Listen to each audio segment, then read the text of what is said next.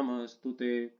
तप्त कांचन गौरांगी राधे वृंदावनेश्वरी, वृषभानुसुते देवी प्रणमामि हरिप्रिये। वाञ्छाकल्पतरुभ्यश्च कृपा सिन्धुभ्य एव च पतितानां पावनेभ्यो वैष्णवेभ्यो नमो नमः।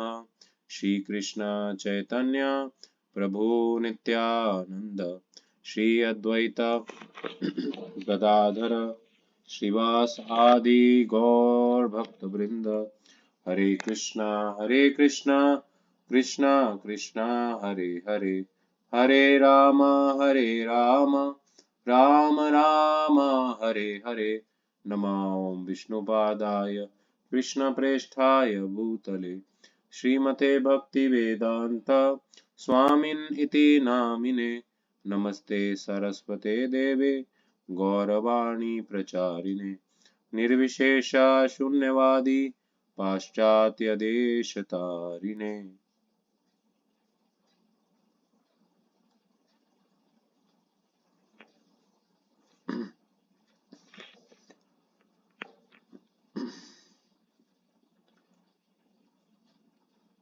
तो भगवान के पवित्र नाम, ये लिविंग है, जिंदा है। ये कोई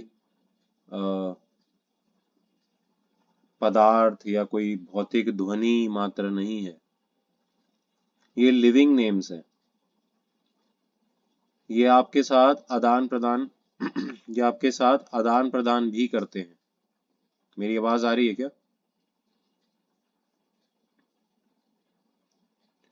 मैं ऑडिबल? आप लोग? जी प्रभु जी। हाँ, वीडियो आ रही है प्रभु जी। वीडियो ऑन कीजिए। 10-15 मिनट का लेक्चर होता है, उसमें तो आप लोग अटेंटिवली सुन ही सकते हैं। ओके, सो भगवान के जो पवित्र नाम है ये लिविंग नेम्स है। ये कोई भौतिक ध्वनि मात्र नहीं है, क्योंकि जिस प्रकार का आप इनको आदर देते हैं ये ठीक उसी प्रकार का आपके साथ आदान प्रदान भी करते हैं। ये आपको यथा योग्य रेसिप्रोकेशन भी देते हैं। यदि कोई इन नामों का उच्चारण केवल एक भौतिक ध्वनि समझ के इनको करे या कोई कर्म कांड समझ के इसको करे, कोई रिचुअल समझ के इसको करे, तो ये अपना प्रभाव नहीं दिखाते, ये ढक जाते हैं, छुप जाते हैं। लेकिन यदि कोई पूर्ण विश्वास के साथ इन नामों का उच्चारण करे कि ये पवित्र नाम मुझे वास्तव में कृष्ण को देने वाले हैं, ये कृष्ण ही हैं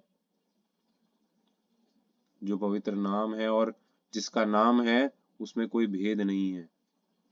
जब हम ये विश्वास रख कर के चैंटिंग करेंगे तो यही पवित्र नाम हमारे साथ रेसिप्रोकेशन भी करेंगे, आदान प्रदान भी करेंगे। और जैसे किसी भी रिश्ते को अगर आपने चलाना है अच्छे से, तो आपको कुछ दाम देना पड़ता है, कुछ टाइम इन्वेस्ट करना पड़ता है, कुछ विश्वास दिखाना पड़ता है, कुछ मेहनत करनी पड़ती है।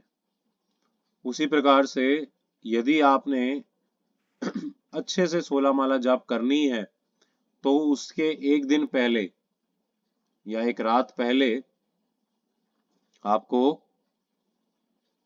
भगवान के नाम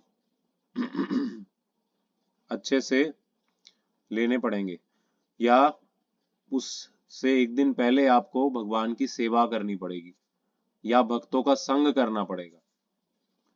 तो जो हमारी चैंटिंग होती है ना, वो हमारे पिछले दिन के पूरी एक्टिविटीज का एक सम होती है ना। जैसे कल हमारे घर में एक प्रोग्राम हुआ था, बर्थडे पार्टी और प्रवचन प्रभु जी द्वारा। सो आज मैंने अनुभव किया, जब मैं चैंटिंग कर रहा था एकदम मक्खन की तरह चल रही थी, एकदम मक्खन की तरह, बटर लाइक। क्यों? क्योंकि कल साधु का संग किया था, है ना। हमारे महात्मा आए थे, साधु आए थे हमारे घर में, और उनसे श्रवण किया, तो चेतना का स्तर बढ़ता है, घटता है हमारे एक्टिविटीज के अनुसार। अगर हम बहुत ही ज्यादा रजोगुणी कार्य करते हैं पूरे दिन, तो हमारी चेतना रजोगुण में आ जाती है, यानी कि स्थिर नहीं होती चेतना, वो भागती रहती है। और अगर हमने तमोगुण में इन्वेस्ट किया है ना, अज्ञानता के काम किए हैं, तो उसी प्रकार से हमारा भी कॉन्शियसनेस तमोगुण में आ जाती है। लेकिन यदि आपने सतोगुण का कोई कार्य किया, आपने ब्रह्म मुहूर्त में उठे, आपने साधुओं का संग किया, आपने किसी महात्मा से, किसी भक्त से अपना दिल शेयर किया, हार्ट रिवील किया, है ना। आप हार्ट रिवील करना समझते हैं?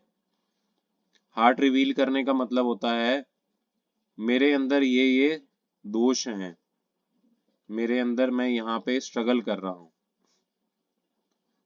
मुझे कृपया बताइए, मार्गदर्शन कीजिए, मैं यहाँ पे कठिनाई में हूँ, मुझे ये संघर्ष हो रहा है। इसे कहते हैं हार्ट रिवील करना, है ना। और मैंने ये पाप किए हैं, मेरे ये अनर्थ हैं, है ना।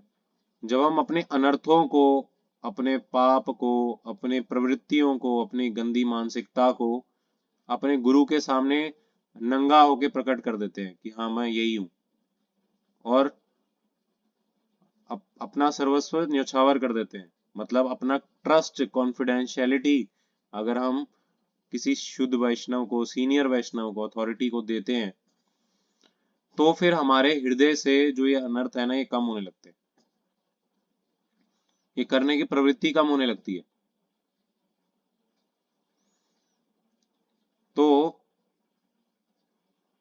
अगर हम चाहते हैं कि हम निरअपराध नाम लें, तो हमें किसी गुरु की शरण लेनी पड़ेगी, हमें उनको अपना हृदय रिवील करना पड़ेगा, हमें उनकी गाइडेंस में रहना पड़ेगा, उनके कहे अनुसार सेवा भी करनी पड़ेगी।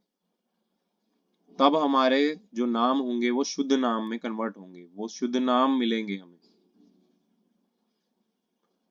तो आप अगर चाहते हैं कि चैंटिंग को अच्छे से करना, तो ये कोई मैकेनिकल प्रोसेस नहीं है, ये तो अपने दिमाग से क्लियर कर लीजिए, कोई मैकेनिकल प्रोसेस नहीं है कि मैं एक जगह बैठ जाऊं।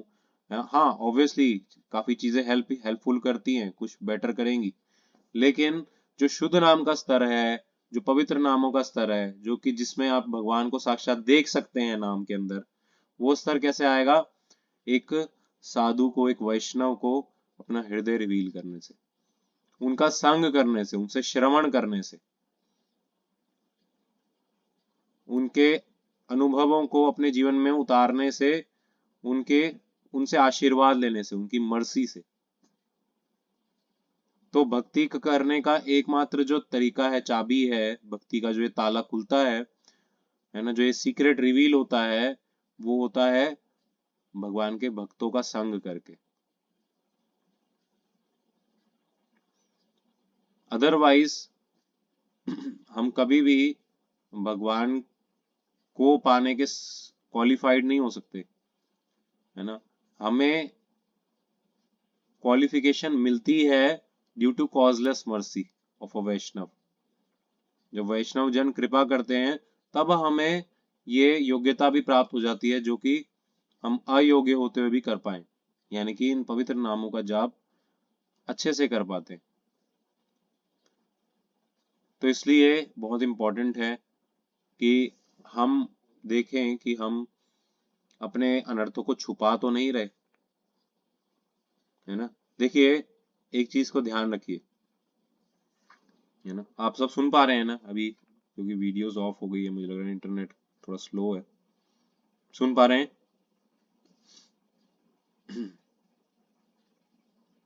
हरे कृष्णा। हाँ सुन पा रहे हैं, ओके। सो एक बात हमेशा याद रखिए, जब हम अपने अनर्थों को छुपाते हैं, तो हमारे अनर्थ बढ़ते हैं, वो कम नहीं होते। जब हम अपने अनर्थों को किसी योग्य व्यक्ति को, यानी कि किसी सीनियर अथॉरिटी को, वैष्णव को, गुरु को गाइड को, काउंसलर को, जब हम अपने अनर्थ बताते हैं ना कि प्रभु जी मेरे अंदर ये है, देखो पता है मैं ये भी करती हूँ, मैं ये भी करता हूँ, है ना, आप ये देख के मुझे लज्जा हो रही है बताने में, लेकिन मैं क्या करूँ। जब हम अपने अनर्थों को खोलते हैं ना तो वो कम हो जाते हैं, और जब हम अपने अनर्थों पे पर्दा डालते हैं ना। वॉइस ब्रेक हो रही है। हरे कृष्णा, बेटर है क्या? पता नहीं, मेरे को वॉइस ब्रेक हो रही है, आई डोंट नो सबको हो रही है।